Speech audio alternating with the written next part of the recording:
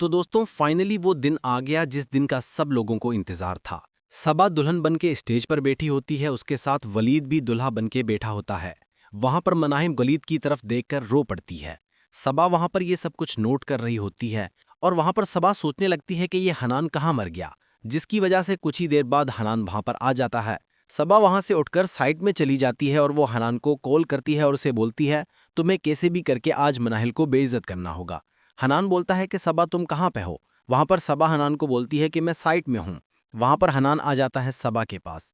सबा जैसे ही हनान को देखती है और उसे बोलती है, हनान आज तुम्हें कैसे भी करके मेरा काम करना होगा, जिसकी वजह से वहां पर हनान बोलता है तुम्हारा काम हो जाएगा, लेकिन तुम मुझे पहले और पैसे दो। और वहां पर सबा हनान को बोलती है, जो तुमने 20 लाख रुपए मुझसे लिए हैं वो क्या कम है क्या, जिसकी वजह से वहां पर हनान बोलता है, जी हाँ वो बिल्कुल कम है, मुझे 20 लाख रुपए और चाहिए।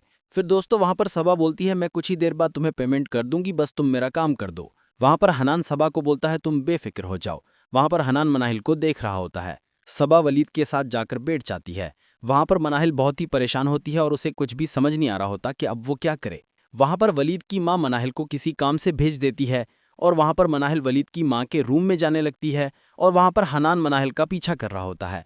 मनाहिल जैसे ही रूम में आती है उसके पीछे हनान भी आ जाता है। हनान वहां पर रूम का दरवाजा बंद कर देता है, जिसकी वजह से वहां पर मनाहिल बोलती है, हनान ये तुम्हारी कौन सी बदतमीजी है और तुमने दरवाजा क्यों बंद किया हुआ है, जिसकी वजह से वहां पर हनान मनाहिल को बोलता है। मनाहिल हनान को बोलती है, हनान इज्जत से दरवाजा खोल दो वरना मैं चिल्लाऊंगी, जिसकी वजह से वहां पर हनान बोलता है, तुम्हें जितना चीखना है चिल्लाना है चिल्लाओ, लेकिन मैं दरवाजा नहीं खोलने वाला। और हनान वहां पर मनाहिल के पास आने लगता है। दूसरी तरफ जैन जो कि बहुत परेशान होता है और वो वलीद और सबा को एक साथ देकर उसके जहन में ख्यालात चल रहे होते हैं कि एक दिन मैं भी मनाहिल के साथ इसी स्टेज में बैठूंगा और उससे शादी करूंगा। दूसरी तरफ ज़ारा हनान को ढूंढने के लिए निकल पड़ती है और वो सोचने लगती है कि हनान इस वक्त कहाँ चला गया। ज़ारा हनान को ढूंढते घर के अंदर आ जाती है। दूसरी तरफ हनान मनाहिल के नज़दीक आता है और उससे बदतमीजी करने लगता है, जिसकी वजह से मनाहिल उससे थप्पड़ मारती है और बोलती है, मुझसे दूर हटो। लेकिन हनान अपनी हरकत से बाज नहीं आ रहा होता, जिसकी वजह से वहां पर मनाहिल चीखना और चिल्लाना शुरू कर देती है। ये शोर सुनते हुए वहां पर ज़ारा आ जाती है। फिर दोस्तों वहां पर मनाहिल चीखते हुए बोलती हैं कि ज़ारा जल्दी से आओ, मुझे बचा लो, हनान मुझसे बदतमीजी कर रहा है। वहां पर ज़ारा हनान को बोलती है कि हनान दरवाज़ा खोलो, जिसकी वजह से हनान दरवाज़ा नहीं खोल रहा होता। वहां पर हनान बहुत ही डर जाता है और वो घबरा जाता है कि अब मेरी बहुत ही बेइज्जती होने वाली है। वहां पर ज़ारा और मनाहिल का शोर सुनते हुए जैन की माँ वलीद सब लोग आ जाते हैं, जिसकी वजह से जैन आते ही दरवाज़ा तोड़ देता है।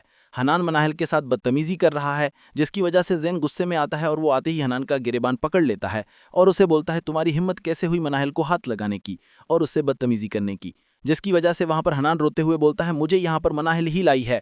जब मनाहिल ने ज़ारा को देखा तो इसने शोर मचाना शुरू कर दिया, जिसकी वजह से वहां पर मनाहिल आती है और वो हनान को थप्पड़ मारती है और बोलती है, तुम्हें ज़रा सी भी शर्म नहीं आती, एक लड़की को अकेले कमरे में देखकर तुम खुद ही चल के आए थे।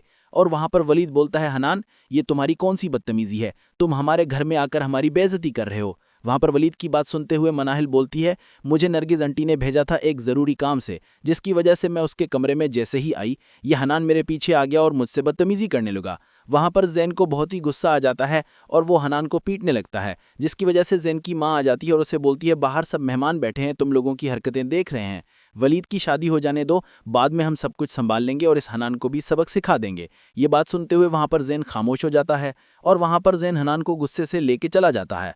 दूसरी तरफ मनाहिल बहुत ही रो रही होती है। नरगिस उसके पास आती है और मनाहिल के फूफू उससे बोलते हैं, मनाहिल तुम हौसला रखो, बल्कि तुम्हें कुछ नहीं हुआ, हम तुम्हारे साथ हैं। और वहां पर वलीद बोलता है, मनाहिल तुम रो मत, मैं उस हनान को अच्छी तरह से देखूंगा और उससे पूछूंगा कि आखिर ये हरकत करने के लिए तुम्हें किसने बोला था। जब सबा ये बात सुनती है सबा का दिल घबरा जाता है और वो डर जाती है।